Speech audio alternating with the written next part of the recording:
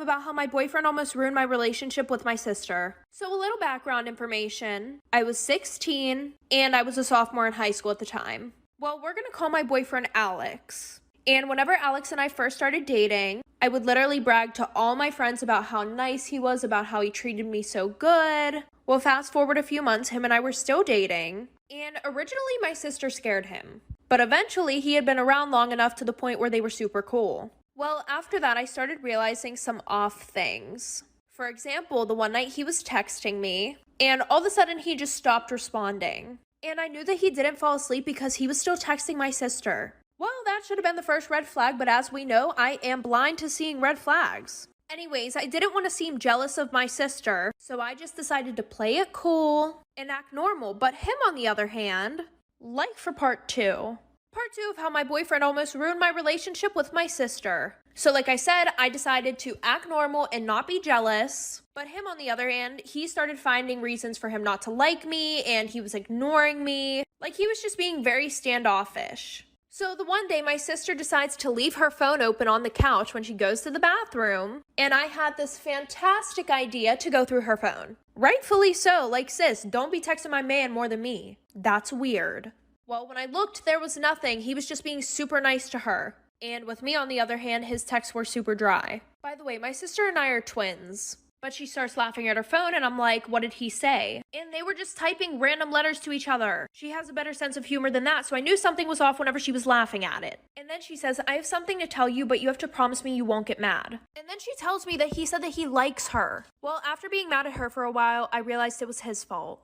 Storytime about how my ex-boyfriend accused me of cheating on an all-girls trip. So a little background information, I was 14 or 15 around the time, and it was the summer of my freshman year. So within the last few weeks of my 8th grade year, one of the more popular boys asked me out, and we're gonna call him Carson. I wasn't like super popular at the school, but I was like a medium maybe. But I was raised in a super strict household, where the only phone that I pretty much had was one that was able to call 911 and my parents. And I especially was not allowed to be talking to boys. So Carson had the great idea of giving me his old phone, and throughout the summer, I would text him on there. Well, I started realizing him getting really toxic. Anytime that he would see my Snapchat location change, he would be like, where are you going? Why didn't you tell me you were going here? So I started distancing myself a little bit from him. Also because our relationship was just moving way too fast. Within the first month of us dating, he was talking about wanting to marry me. Like for part 2.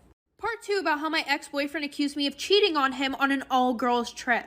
So like I said, I started distancing myself from him because he became too attached and was just way too toxic. Well, I was also in a lot of clubs in school, and a few of them would require me to go on trips. Well, the one that I went on was an all-girls trip, and before I left, I texted Carson letting him know that I wouldn't have my phone all week. Well, on the last night of my trip, there was a girls and boys dance. There was like a group of boys from a different school that we were meeting up with, and I tried staying back at the cabin, but they wouldn't let me. So we started doing dances that required partners. So I was pretty much forced to dance with one of the boys. Well, when I came back home, I got 100 texts from Carson calling me a bunch of nasty names, and you can probably guess them. And somebody got a picture of me dancing with one of the boys, and Carson sent it to me and said, we're done. So after that, I just ignored him. And then literally that night at 1 a.m., he was texting me saying, I miss you, please come back to me, like for part 3. Part 3 about how my ex-boyfriend accused me of cheating on him on an all-girls trip. So like I said, I received over 100 messages from him. He got a picture of me dancing with one of the boys and said, we're done. And then at 1 in the morning, he's like, I miss you so much. Please don't leave me. Like, I've been doing so bad while you were gone. So of course I didn't accept his apology, and I just blocked him on all my social media. And the next day I wake up to messages on my Instagram, my Snapchat, my Facebook. Like, who even uses that?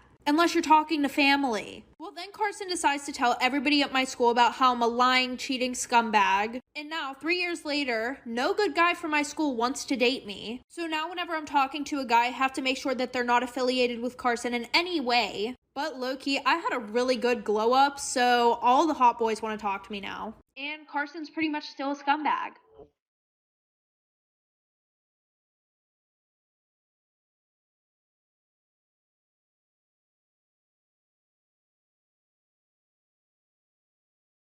Story time about the worst day of my life.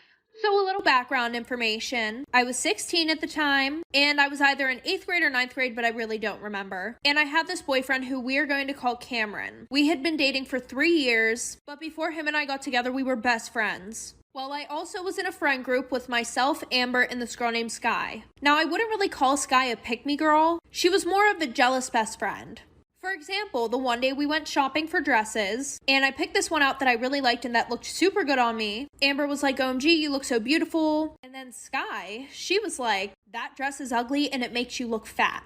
Well, after that, I told her I didn't care what she said and that I was going to get the dress anyways. Well, she didn't like the fact that I wasn't going to listen to her, so she didn't talk to me for 2 whole weeks. And then after, she texted me saying that she forgives me, even though I didn't apologize, but okay. Well then, me being stupid, I introduced her to my boyfriend. Bad idea, like for part 2. Part 2 about the worst day of my life. So like I said, me being stupid, I introduced her to my boyfriend. Well, after that, Cameron started acting really weird. Like him and I, we would literally hang out with each other 24/7. And now he was always too busy for me and we would only talk at school. And because I was in all the smart classes and stuff, I would go over to his house to tutor him. Because, you know, I was like the one who was winning every single fucking award for being smart. Well, I came over on the day that I would usually tutor him. And when I went over there, his mom was like, oh, he's busy. He's out with his friends. So then I went home and I got bored and I opened Instagram. Well, I see that he's at a party with Sky and they didn't even invite me. So I asked him about it and he said, oh, it was her and her boyfriend's party. So I was like, that wasn't really an excuse for why you didn't invite me.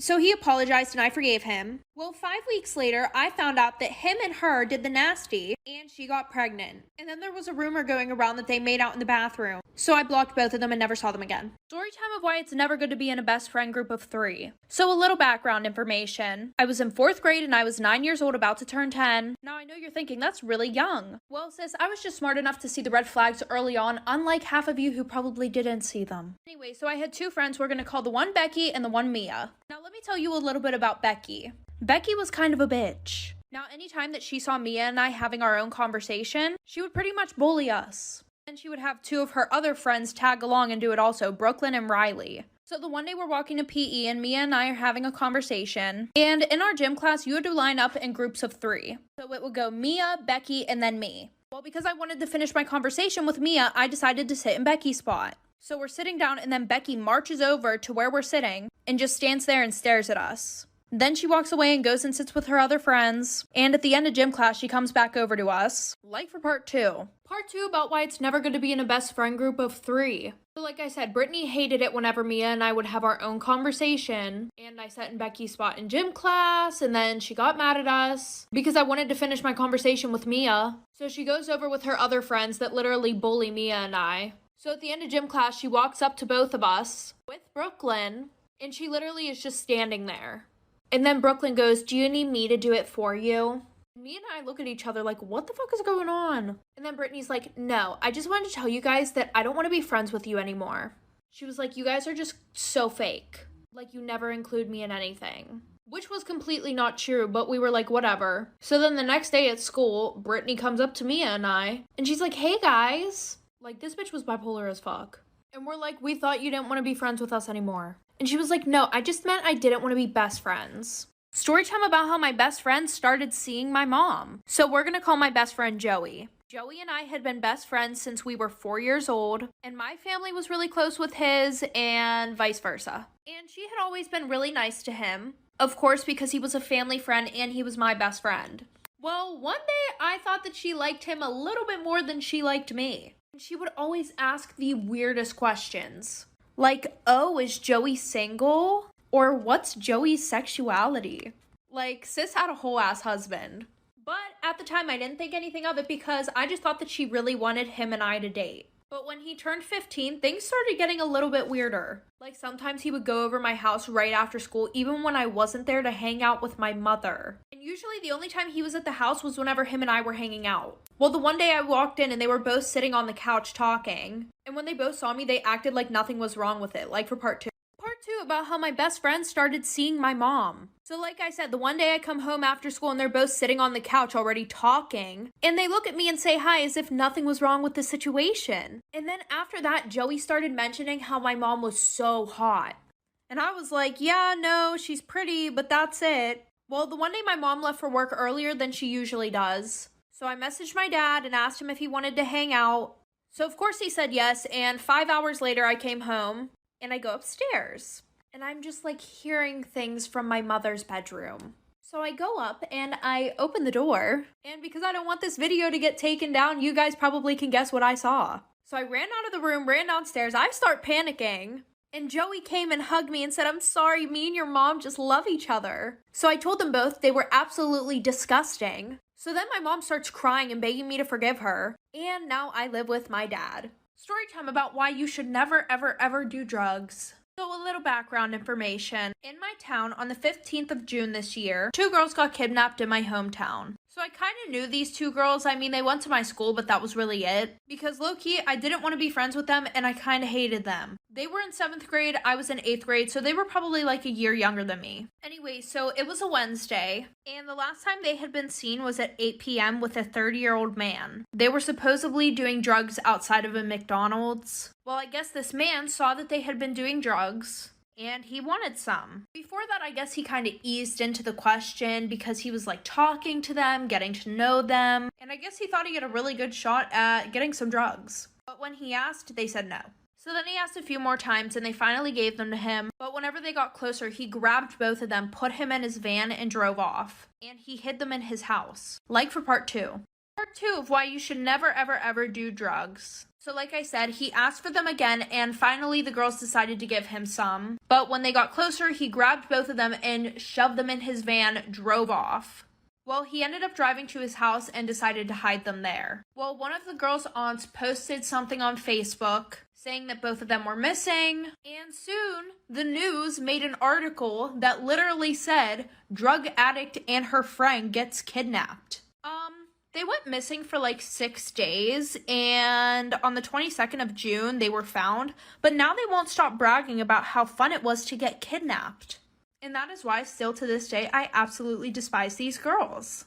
Story time about how he cheated on his baby mama with me. So a little background information. There was this boy, and we're going to call him John. John and I knew each other through one of our mutual friends. Well, 24/7, John would post sad quotes on his Snapchat story because him and his girlfriend had just broken up. So I decided that I was going to be Captain Save-A-Ho and be there for him, telling him it was okay and that everything happens for a reason. Well, eventually, John had developed a huge crush on me. Like, he would flirt with me 24/7, sending me all these cute emojis. And of course, my dumbass fell for it. So after talking for a little bit, him and I started dating. Well, the one day I was on Snapchat going through his story, and he was posting a bunch of funny memes on his story, and I was just laughing until I got to the last thing that he posted on his story. It was this picture of a baby girl saying, "I can't wait to meet you from Dada."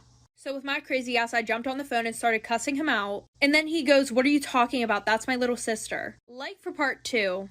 Part 2 about how he cheated on his baby mama with me. So like I said, when I confronted him about it, he said that it was a picture of his baby sister. Always with the Alabama shit, for what reason, I don't know. But he calls me the next day and he starts apologizing about everything. And then he decides to make a new Snapchat account and starts talking to me on there, thinking that I was just gonna block his other account. He posts a picture of his baby mama.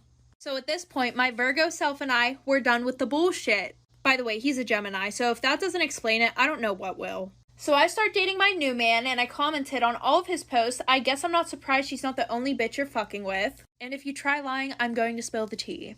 Like, I just think that it's really funny how females just think that their men are so loyal, even when you literally expose their man with every piece of evidence. Well, the girl who sent this in has a special message for all of us. I promise you that men ain't shit. Storytime about one of the most embarrassing things that has ever happened to me in high school. So a little background information. I was in my freshman year of high school. Well, spring break was coming up. Well, the whole year, my friend and I hadn't been to one single party. So we decided that we wanted to try and go to a party every single day of spring break, which was about to be super difficult because we had to worry about my strict-ass parents and my neighbors. A little background info on my neighbor. My neighbor is this girl who's in my same grade, and she literally hates my guts. I don't know why, but literally anything that I do, she'll go and she'll tell her mom, and then her mom will tell my mom, because my mom and her mom are best friends. But before we know it, Saturday comes around, and we go back to school on Monday. We did not make it to one single party. Well, later that night, we found out that one of our friends was throwing one. So around 11 o'clock, everybody's sleeping, and I walk out my back door, hop over my fence, and I start heading towards the road where my friend was going to be parked. But you know, who do I see fucking sitting outside on their porch reading a fucking book? My fucking neighbor. Like for part 2. Part 2 about the most embarrassing thing that ever happened to me in high school. So like I said, the bitch that I hate is sitting out on her porch reading a fucking book at 11 o'clock at night. So I crouched down so she couldn't see me. I run to the car and my friend and I finally go to the party. Well, we get to that party and it's really boring, so we decided to go to a different one. And the party that we were about to go through was being thrown by the kid that I really liked. So I start hanging out with him when we get there. I'm drinking a lot, having so much fun, and I really have to go to the bathroom. And I didn't know where anything was at all. So I grabbed my friend and we're looking around everywhere for the bathroom. Because when I asked him, he was super drunk and really couldn't explain to me where the bathroom was. So we were pretty much left to fend for ourselves. But we ended up not being able to find a bathroom, and this is where I had to improvise. So my friend and I go to the laundry room and we see the litter box in there for the cat. Well, at this point, I was desperate, so I just went in the litter box. Well, 30 minutes later, the cops show up to the party. And everybody had to hurry up and leave because we did not want to get underages. Like for part 3.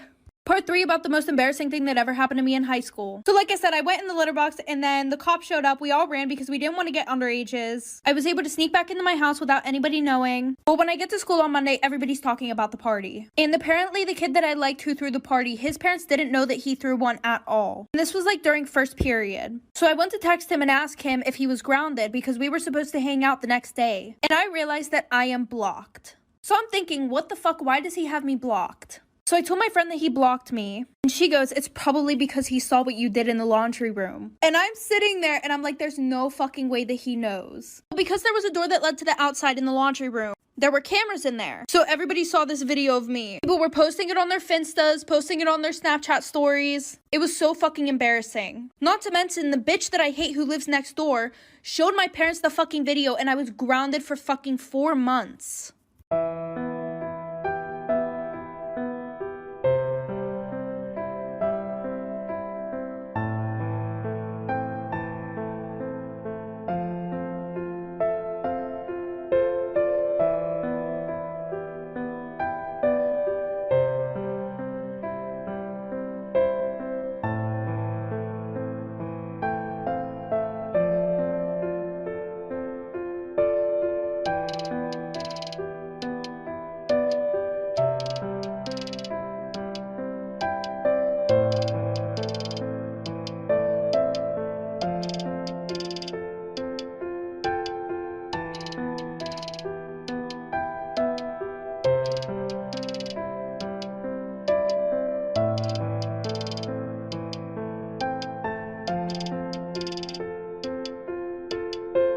Storytime, my boyfriend cheated on me with my best friend. So my boyfriend and I have been dating for 2 years, but we were on and off all the time. It was a super toxic relationship. Like, he would try to get with other girls and I would try to get with other guys to make him jealous, blah, blah, blah. Well, a week before Christmas, him and I broke up again. And I had my best friend sleep over that whole week because her parents were in Ireland. And my boyfriend lived right down the street from me. Like, it was probably a 2-minute walk to his house. Well, for the first 3 nights, my best friend would go on a jog every night, and she would be gone for like 2 hours. I would literally have to go unlock the door at 1 in the morning for her to get back in my house. Well, I think the 3rd night that she slept over, she came back in different clothes. And I realized that the sweatshirt she was wearing was my boyfriend's favorite sweatshirt. But I didn't really think anything of it because she never really showed interest in my boyfriend. But clearly I was oblivious. Anyways. So that same night, I wake up in the middle of the night and she's on the phone with someone. And it sounded exactly like my boyfriend. So I asked her who it was. But she couldn't give me an answer, like for part 2. Part 2 of how my boyfriend cheated on me with my best friend. So she told me not to worry about it, and I was like, alright, whatever. So the next day, my boyfriend shows up at my house asking to get back together. Not a surprise, by the way. And of course I said, okay, we can be back together, blah, blah, blah.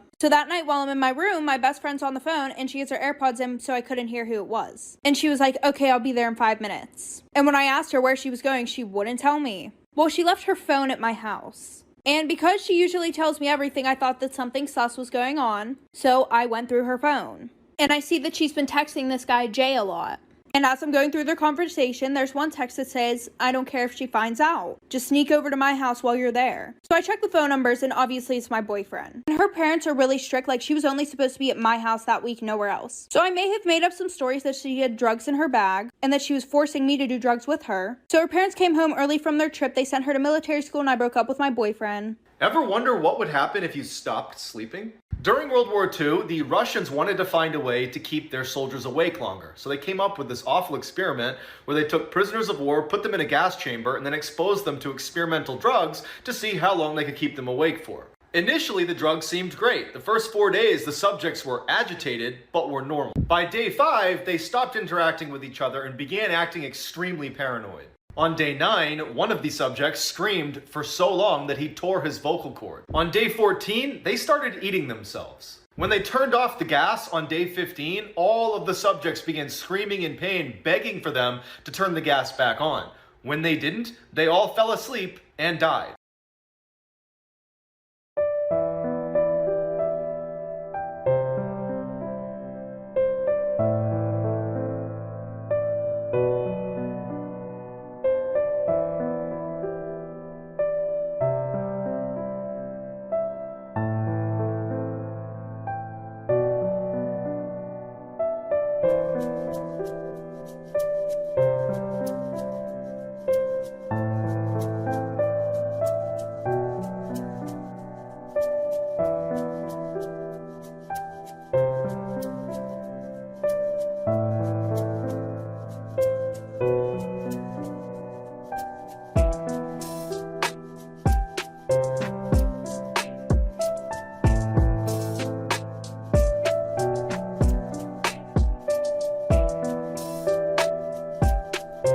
This is why you should never Google yourself. Some of us might have done it once or twice, but for Anora Petrova, one simple search led to horrifying consequences. Anora had always wanted to be an ice skater. She was young, talented, successful, and had a famous trainer. The night before her first big championship win, she felt more anxious than usual. For fun, she Googled herself and came across a Wikipedia page saying that she would win. When she did win, Anora thought this must be a coincidence. But every time after that, the page would predict whether she won or lost. She checked it every single time, almost addicted to refreshing that site. When she was about to compete in another huge competition, she decided to manipulate the website by changing the outcome it predicted. But instead, it said Anora Petrova is going to get what she deserves. Right after, she was accused of sabotaging another girl's skates, which ended up slicing her in the forehead. Even though Anora denied it, she was banned from the competition and was dropped by her trainer. She thought this must be the worst of it until she checked the website the next day and saw a terrifying message about her. Follow for part 2 of the story. Story time about the girl who was absolutely obsessed with me in high school. So it was my junior year in high school, and I'm just going to tell you guys the first story of how I knew that she was absolutely obsessed with me and wanted to be me. Well, I had been dating this guy for like a month, and I sent him nudes. Well, my nudes got spread around the school, and everybody knew they were mine until this one girl, and we're going to call her Addie, started saying that they were hers. I guess one of my friends was talking about it in class, and they were like, OMG, did you hear that her nudes got leaked? AKA mine. And Addie was sitting at the same table, and she said, no, those are my nudes. And at first, I thought this girl was just trying to be nice. I was like, oh, well, that's nice of her, you know. Like, maybe she's just trying to say that so that way nobody will bully me, I guess. Well, the one day I texted her about it. And I was like, hey, like, you don't have to do that. It's fine. I'll take responsibility for it. I did it. And she was like, what are you talking about? Those are my nudes. Like for part 2. Part 2 about the girl who was obsessed with me. So like I said, she basically told me that those were her nudes, even though I took the pictures and I knew they were mine. But I was like, okay, whatever. I'm not going to argue with her. Well, then I get a text from my boyfriend. And he goes, what the fuck? You're so weird. Why would you send me somebody else's nudes? And I'm just sitting there like, what the fuck? And I tried to explain to him that I had no fucking clue why this girl was saying they were hers. But then he said that I was weird as fuck and he broke up with me. So like a week later, I see them walking around school together. And my friends tell me that they're now dating. And I really wasn't that mad about it. I was like, okay, maybe that's the only way that she could think of to get a boyfriend. Well, I forgot that my Instagram was logged in on his phone because he had super bad trust issues and wanted to make sure I wasn't cheating on him. So I text him and I'm like, hey, can you take my Instagram off your phone? And I saw that he read my text message, but I got no response. Well, a week later, you guys are never gonna guess what fucking happened, like for part 3. Part 3 about the girl who was obsessed with me. So like I said, I texted him and I got no response back. So I run into him the next day at school. And I'm like, hey, did you get my text? And he's like, text about what? And I was like, taking my Instagram off your phone? And he was like, oh yeah, Addie did it, don't worry. And I didn't think anything of it because, you know, I'm like, oh well, she's done torturing me. Well, I was very wrong. So in my first period, I went to go sit with my group of friends, because all 3 of us had that class together. And when I walk in, I realize that Addie is sitting in my seat. So I pull up a chair to the table, and they were all ignoring me and texting each other right next to me. So I was like, okay, what's wrong? And one of my friends goes, oh, nothing, just the fact that you DM'd Gigi and I's boyfriends, saying that we were whores and that they should date you. By the way, Gigi was my other friend. And after that, this bitch Addie has the nerve to make the comment, that's really fucked up. Why would you do that? So then I beat her ass and lost all my friends.